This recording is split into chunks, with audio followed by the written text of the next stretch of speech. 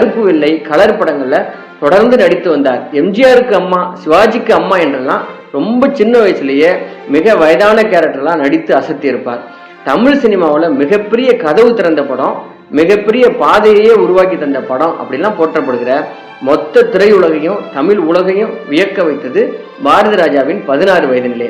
அந்த படத்துல சப்பானி, மயிலு, பரட்டையன், டாக்டர் அப்படின்னு எல்லா கேரக்டரும் நம்ம நினைவுல நிற்கிறாங்க இல்லையா? அதே போலதான் இன்றைக்கும் நம்ம மனதில் நிற்கிற குருவம்மா கேரக்டரை அவ்வளவு சுலபமா யாருமே மறக்க முடியாது.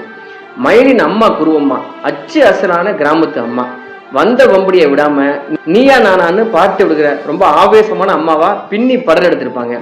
மானம் போய்விட்டதை அறிந்து துடித்து கதறி அழுகிறதா இருக்கட்டும், உயிர் விடுகிற யதார்த்த எளிமையான ஒரு பெண்ணாக, அம்மாவாக, குருவம்மாவாக அப்படி ஒரு அவதாரம் எடுத்திருந்தார் காந்திமதி அவர்கள்.